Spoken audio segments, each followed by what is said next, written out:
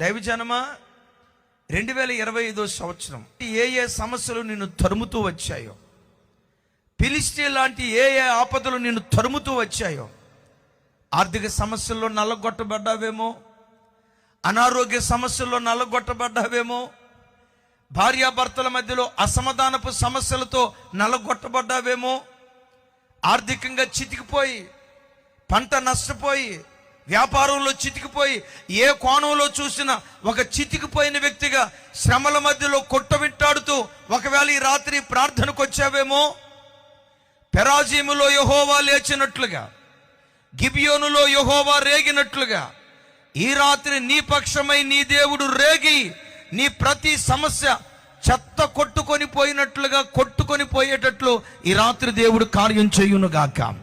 ఏ సమస్యతో వచ్చావో నాకు తెలియదు, ఏ కన్నీళ్లతో వచ్చావో నాకు తెలియదు, ఏ ఇబ్బందుల మధ్యలో వచ్చావో నాకు తెలియదు, గుండెల్లో ఏ వేదన పెట్టుకొని చావాలో బ్రతకాలో అర్థం కాక నేను చస్తే పోయిద్ది, ఈ బ్రతికే కంటే ఆత్మహత్య చేసుకుంటే పోయిద్ది, జీవితాంతం కష్టపడిన ఈ అప్పుల వలయంలో నుంచి నేను బయటకు రాలేను, జీవితాంతం ఏడ్చిన ఈ భర్త మారడు, ఈ పిల్లలు మారరు, నా బ్రతుకు ఇంతే, చివరికి చితికిపోయి చస్తే బాగుండు మనోవేదనతో ఈ రాత్రి వచ్చావేమో, నిశ్చయముగా నా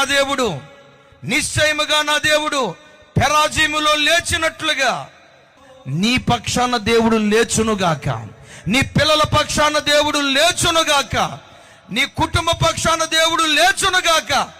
లేచిన దేవుడు గిబియోనులో రేగాడట, అనండి ఆ మాట. గిబియోనులో దేవుడు రేగాడట.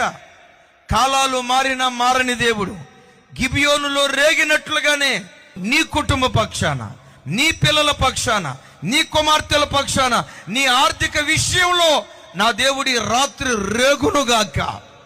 2026 అపూర్వమైన కార్యం జరిగిన సంవత్సరంగా బహుమానంగా దేవుడు నీకు అనుగ్రహించబోతున్నాడు.